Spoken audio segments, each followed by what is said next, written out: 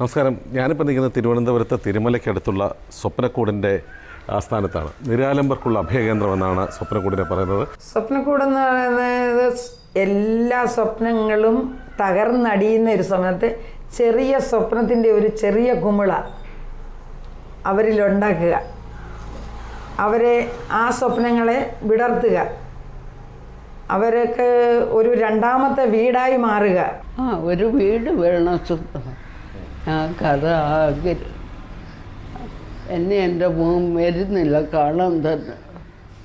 അങ്ങനെ വിഷമിക്കണ്ട, അമ്മയുടെ മോൻ സന്തോഷം ഇവിടെ എത്തിച്ചാൽ പോരെ.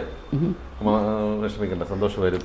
അയാൾ മനസ്സിൽ നന്മയുള്ളൊരു സൈനികനാണെങ്കിൽ അദ്ദേഹം ഇവിടെ വന്ന് കണ്ടിരിക്കും, പോരെ. സന്തോഷം വരും.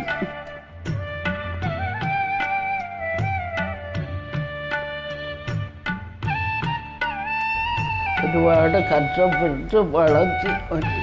അവനും 2 മക്കളും, ഒരാണും ഒരു പെണ്ണും. അമ്മ വരുമ്പോഴും ഞങ്ങളോട് ഒന്ന് സംസാരിക്കുകയൊക്കെ ചെയ്യും. മിണ്ടാതിരുന്ന വഴക്ക് പറയും.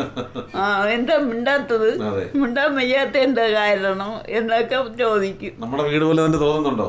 പിന്നെ നമ്മൾ തീർച്ചയായിട്ടും സ്വന്തം സ്ഥലം പേയാട്, ആരുമില്ല എനിക്ക്. ഒരു മോളുള്ളത് ഭർത്താവിൻ്റെ കൂടെ.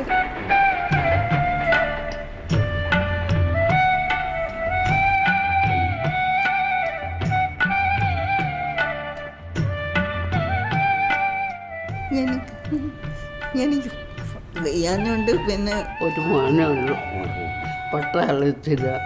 അതൊരു ഹൃദയഭേദകമായ ഒരു കാര്യമാണ്. ഈ അമ്മയുടെ ഇപ്പം ഒരു വേദന നിറഞ്ഞ കാര്യമാണ്. പട്ടാളക്കാരനാണ്, പ്രത്യേകിച്ച് ഇന്ത്യൻ ആർമിയിലെ സേവനമനുഷ്ഠിച്ച ഒരു പട്ടാളക്കാരന് ഭാരതമാതാവിനെ മാതാവായിട്ട് കാണുന്ന ഒരാൾക്ക് സ്വന്തം പെറ്റമ്മയെ തള്ളിക്കളയാൻ പറ്റില്ല എന്നാണ് എൻ്റെ വിശ്വാസം. അതുകൊണ്ട് സന്തോഷം ഒരു ദിവസമെങ്കിലും വന്ന് അമ്മയെ കാണണമെന്ന് ഞാൻ ആവശ്യപ്പെടുകയാണ്. You are watching India's first NGO television, Malanadu TV India.